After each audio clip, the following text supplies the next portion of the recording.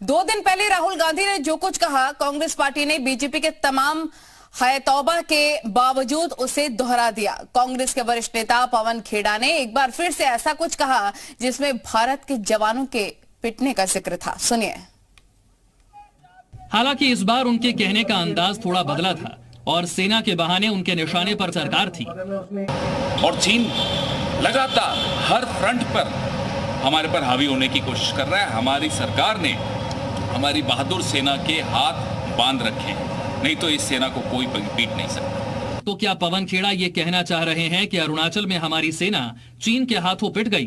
क्या पवन खेड़ा के पास इस आरोप का कोई आधार है, या फिर सेना के बहाने ये केंद्र सरकार को घेरने की एक सियासी चाल भर है? अगर 2 दिन पहले के राहुल गांधी के बयान को देखें तो ये उसी बयान का समर्थन भर लग सकता है। मगर चाइना के बारे में एक सवाल नहीं पूछा जाएगा।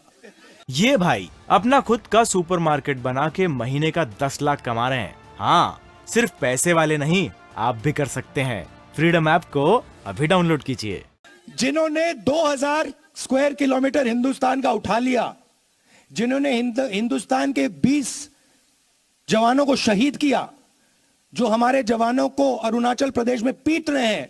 तवांग के मुद्दे पर कांग्रेस पार्टी के इस रुख के बाद सियासी घमासान और तेज हो जाए तो हैरानी नहीं होनी चाहिए।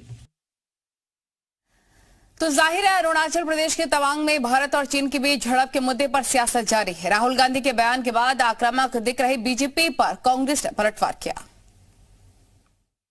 और कांग्रेस के नेता जयराम रमेश ने प्रधानमंत्री मोदी पर संसद में चीन पर बहस कराने से घबराने का आरोप लगाया। कुछ इसी तरह का आरोप एक दिन पहले कांग्रेस अध्यक्ष मल्लिकार्जुन खड़गे ने भी लगाया था। इसी कड़ी में जयराम रमेश ने ट्वीट किया और मोदी सरकार से 7 सवाल पूछे। कांग्रेस की तरफ से जयराम रमेश ने पीएम मोदी से पूछा कि 20 जून 2020 को आपने क्यों कहा कि पूर्वी लद्दाख में चीन द्वारा कोई घुसपैठ नहीं हुई? आपने चीन को यह अनुमति क्यों दी कि वो हमारे सैनिकों को उन हजारों किलोमीटर के क्षेत्र में जाने से रोके जहां वे मई 2020 से पहले नियमित रूप से गश्त किया करते थे? आपने माउंटेन स्ट्राइक कोर बनाने के लिए 17 जुलाई 2013 को कैबिनेट से मान्य योजना को क्यों त्याग दिया? आपने चीनी कंपनियों को पीएम केयर्स फंड में योगदान की अनुमति क्यों दी? आपने पिछले 2 सालों में चीन से आयात को रिकॉर्ड स्तर पर क्यों बढ़ने दिया?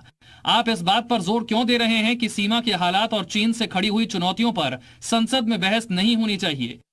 आपने शी जिनपिंग से 18 बार मुलाकात की और हाल ही में बाली में हाथ मिलाया। इसके बाद तुरंत चीन ने तवांग सेक्टर में अतिक्रमण की शुरुआत की और सीमा पर हालात को एक तरफा ढंग से बदल रहा है। आप देश को भरोसे में क्यों नहीं ले रहे हैं? ये भाई अपना खुद का सुपरमार्केट बना के महीने का 10 लाख कमा रहे हैं। हाँ, सिर्फ पैसे वाले नहीं, आप भी कर सकते हैं। फ्रीडम ऐप को अभी डाउनलोड कीजिए।